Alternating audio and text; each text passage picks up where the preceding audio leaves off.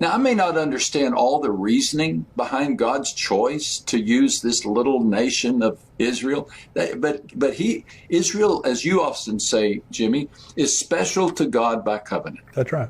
He's just made a covenant. That's right. And whether I understand it or not is immaterial and irrelevant.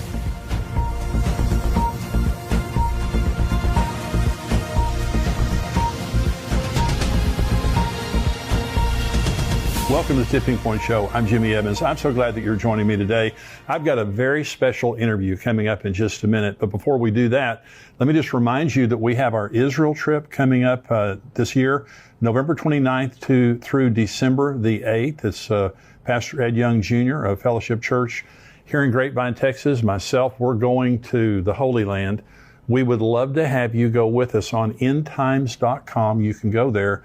It'll give you all the details there of how you can sign up. We're filling up, and this trip will fill up. So if you're wanting to go and you haven't signed up yet, go on endtimes.com and sign up.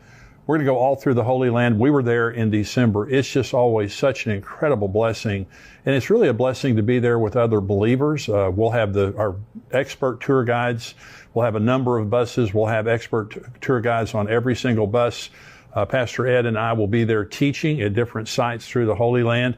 And I can't wait to meet a lot of you. You know, I just have really two opportunities through the year to get to meet you guys. One is at our conference that's coming up next September, and I'll be talking about that more next week, but also this Israel trip. I look forward to being able to shake your hand and get to know you and spend some time with you in the Holy Land. So if you're interested in going to Israel with us, endtimes.com. Go on there, get more information, and sign up. We'd love to have you join us there. It's a great pleasure today to have my good friend Max Lucado joining me on the show.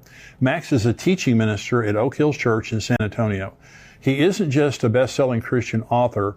Except for the Bible, he is the best-selling Christian author of all times with 92 million of his books in print. I know most of you watching and listening right now have been blessed by Max's books and ministry. But today he's here with me to talk about the end times. Max, welcome to the show. Thank you so much for joining me. Oh, it's great to be with you, Jimmy. You know, I hold you in such high esteem. I love you.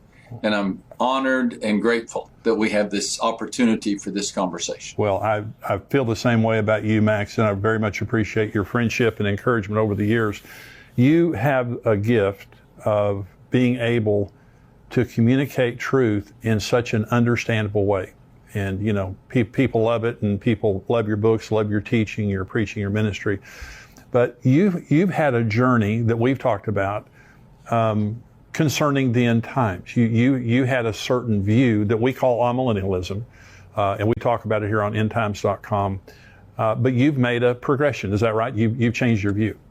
Yeah, it is. You know, I'm 68 years old, and for most of my life, I embraced the view of teaching that the Revelation 20 description of the millennium was symbolic. And I was raised in an amillennial church. I attended a college that taught me amillennialism. I have never had a premillennial professor, premillennial pastor, or even been a part of a premillennial class, but little by little over the years, I moved from one point of view to the other and embraced more of a literal view of the millennium. It's really important, though, that I say that I am so grateful to God for my amillennial professors, my amillennial pastors. They taught me about Jesus. They taught me to love Scripture. They inspired me to dig deep into the Word, and also challenged me that when I encountered a teaching that was contrary to what I had been taught, that let not many of you be teachers, for you will be held in higher account. And so be careful. And if you feel the Lord leading you in a direction, then you pursue that. And that's what has happened on 2 or 3 different topics in my life, one of which is end times. And so I'm really grateful to have this chance to explain that journey, talk about that journey with you and your audience. Well, this is the first opportunity I've ever had to really talk to someone who made that progression. Mm-hmm. It seems like in so many cases, people get kind of, stuck in their position and they're not willing to change like you did, which, I have such a great respect for you just in your ministry in general, but being able to say, hey, I can't really support this position that I was raised with. Biblically, I honor my past and my tradition and the people who, were there, but I'm gonna make this progression over here. Let's talk about just kind of defining terms here for just a minute. Define amillennialism, what you mean when you say that. Amillennialists look at the description of the 1,000-year reign of Christ as portrayed in Revelation chapter 20 as a time in which we're living now. Right. That Christ is reigning now. That we are experiencing the millennium currently, that we're in that golden age right now. And I'm sure there are a variety of reasons for that. What I was taught is to be very careful about any literal interpretation of end times teaching. And consequently, when Jesus speaks about the tribulation in the Olivet Discourse, or the Apostle John talks about the millennium in Revelation 20, those are symbols. Those are metaphors. I get that. I understand that. But one of the reasons that I changed has to do with what I think is a healthier approach to end times teaching. And I think we'll talk about that here in just a second. But amillennialism leans towards symbolic, correct? You'd understand this more than anyone, and that we're in that time right now. Yeah. And an amillennialist believes that the devil was bound basically at the resurrection of Christ. Yeah. That we are now in the reign of Christ that would be described as the millennium. That's a perfect explanation of it. Premillennialism is what you now espouse. Is that correct? That's absolutely correct. Yeah. And, there's some huge ramifications for this. Mainly, we want to be as biblical as possible while holding everyone in mutual respect. Right. But we want to be as biblical as possible. All Christians agree upon the literal, physical return of Jesus to earth and the bodily resurrection of the dead and the final judgment of all people. We can all find common ground right there.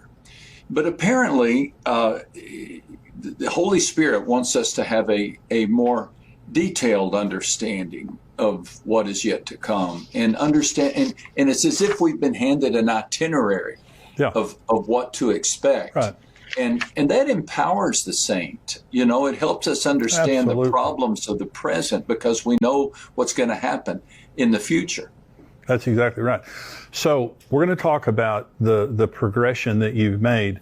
You have a teaching, you have an explanation of how you defend, because you can scripturally defend your position now, premillennialism. In other words, you didn't just make this jump, in a hurry or without reason. And I just want to say to all of our viewers, everyone watching this right now or listening, this is excellent. This is the best explanation I've ever heard of premillennialism and how you can defend this, because there are people, and because I love what you're saying about unity, Max, and about honor, because we just don't divide over eschatology. We just don't divide fellowship because this person over here is amillennial and I'm premillennial. And I know how that's how you feel, and that's what you've been saying. Absolutely. And so, but there are words that go back and forth. For example, I know from the amillennial camp, there is the teaching that John Nelson Darby, the rapture and, the dispensational theology really didn't begin until the 18th century. And a lot of amillennials, they'll use that argument that it's a very recent teaching, but you're going to explain here. So let's go through. You have an acrostic, and I want you to go point by point, and we'll talk about it when you finish each point. But this, again, to all of our viewers here, this is an excellent explanation of how you can defend premillennialism. Go ahead, Max. Well, I got the idea of an acrostic from our mutual friend, Mark Hitchcock. Yeah, sure. In his book, The End, which is such an astoundingly wonderful book. Yes. He has a chapter in which he describes his defense of being a premillennialist and he has an acrostic, premill, P-R-E-M-I-L. And I thought, now that's so clever. As I began to sense a shift in my own heart, I wanted to be able to explain this because, again, many of my friends are amillennial. I'm going to have to tell former pastors and professors, friends, why I've made this change, and I'm happy to do so. Yeah. I'm happy to do so, but I sometimes have trouble remembering things. I've watched you teach, Jimmy, and you just seem to have instant recall. I have to use every tool in the book. And so I created this acrostic, and the acrostic is CHRIST. And these are the reasons that I believe that it's more biblical to embrace a literal reign of Christ on earth. And again, this is essential because if there's going to be a reign of Christ on earth, that's going to impact my view of the rapture. That's right. It's going to impact my view of the tribulation. It's going to impact my view of how many judgments there are. Is there a Bema Seat judgment and Great White Throne judgment, or is there just one judgment? Sure. And so these are important conversations. I was explaining it the other day like this, and I think it helped. Imagine that you inherit a garden, and that garden has a beautiful fountain in it. And you have to decide if you think that fountain was supposed to be there or if you can remove it. Well, the millennium is kind of like that. You have to decide if the teaching on the millennium is supposed to be there or if you have the liberty to remove it. And how you respond will dictate the way you treat the rest of the garden. Does that make sense? That makes total sense. And, and again, when you start teaching on this acrostic here in just a minute, it's going to make perfect sense. But when you remove the millennium from your end times theology, you've got some major scriptural problems. You do. And this is what you're going to talk about. So go ahead. Yeah. Okay. So CHRIST. Thank you again for letting me talk about this. C reminds me of the phrase covenants yet unfulfilled. I believe that covenants govern end times. The covenant, God has made promises, specific promises, and that the place for me as I began studying end times is not so much in the prophecies, but in the covenants. That God has made some promises, and He is a covenant-keeping God, and He has to fulfill these. And so the only way that these covenants can be fulfilled is in a literal reign of Christ. Let me just give you 2 or 3 examples. Now, we could talk the whole time about just this covenant, but the earliest covenant is Genesis 1:28. Be fruitful and multiply, fill the earth and subdue it. And then Adam and Eve are told to have dominion over the fish of the sea, over the birds of the air, over the cattle, over the earth, and every creeping thing that creeps on the earth. Now, we know what happened. God gave this instruction to Adam and Eve to rule over and to subdue creation. And this creation is on the earth, yeah, not in heaven. Adam was created to oversee it, but he didn't. With temptation came the rebellion and the fall and the curse. Consequently, humanity has fallen away from its intended position to oversee the earth. I don't know anybody who's commanding beluga whales these days. So what does God do about this covenant? Does He just say, oh, they messed up, so I'm changing my plan? I don't think so. I think the gifts and calling of God are irrevocable. In our lives, we have to change horses in the middle of the stream, but God doesn't. God doesn't. And the way this covenant will be fulfilled, or one way it'll be fulfilled, is a time in which we will reign with Him. As 2 Timothy 2:12 says, we will reign with Him. A fulfilled covenant demands that there be a time in which we reign with Christ on the earth, and we subdue creation. We don't oppress creation, but we oversee creation. That's just one example of a covenant yet unfilled. And then the other covenant that's especially important, although I have about 4 or 5 here, but the other covenant is the promise of God to Abraham about Israel.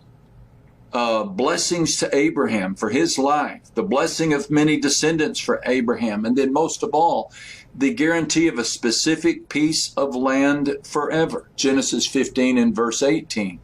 God said, to your descendants, I will give this land. Now, this land includes modern-day Israel, plus parts of Egypt and Syria and Lebanon and Iraq. This covenant has yet to be fulfilled. Yeah. It's yet to be fulfilled. Now, if God doesn't keep his promise to Israel, how do I know he'll keep his promise to me? That's right. So this is a high-stakes question. Now, I may not understand all the reasoning behind God's choice to use this little nation of Israel, but Israel, as you often say, Jimmy, is special to God by covenant. That's right. He's just made a covenant. That's right. And whether I understand it or not is immaterial and irrelevant. But God has made this covenant. He's a covenant-keeping God. So a millennium allows for this covenant to be fulfilled. A millennium, a 1,000-year reign in which Christ reigns on the earth, in which he gifts Israel with this promised property, allows for that. The amillennial position says, well, that's all symbolic. God didn't really make that promise, or he did make it and the people didn't fulfill it, and so God had to change his mind. I think millennialism, premillennialism, allows me to respect the covenants of God. Yes. And embrace them. And that's a huge issue, because if God can't keep his covenants to Adam and Eve, to Abraham, how do I know he can keep his covenants to save my soul? It's just so well said. So I want to ask you about Israel related to amillennialists. For example, amillennialism, replacement theology flows out of amillennialism. Would you agree with that? Yes, sir. Yeah. And so they simply believe that the church has replaced Israel, because Israel after AD 70 didn't exist until 1948. And of course now they do exist again. How does the amillennialist view what's happening right now? Is Israel, do they see it as just immaterial and just kind of a lucky thing, or do they think there's anything significant to it? 1948 sure changed the game, didn't it? It sure did. Well, I mean, everything changed. I think it would have been easier to be an amillennialist before Israel was returned to their native land.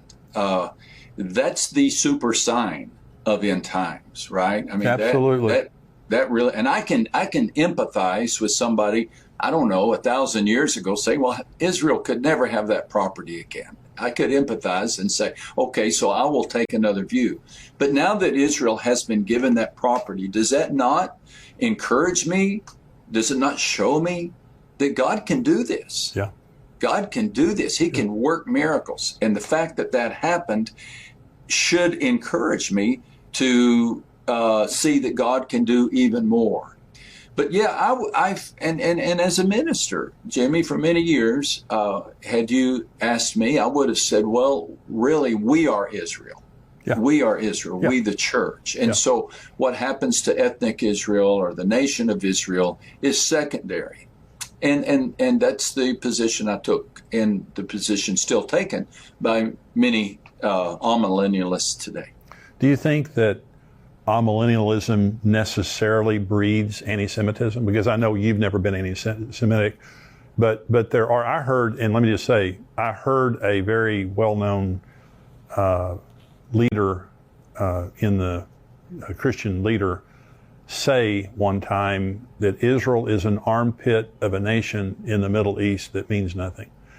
And I challenged him on that statement. And that's an extreme position, but now I'm telling you, this is a very popular guy.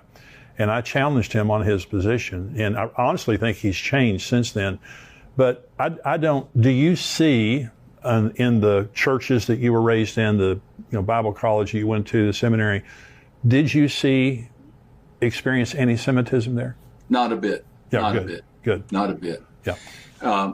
I guess I could envision a logical consequence of amillennialism leading to that, but I didn't experience, just the contrary.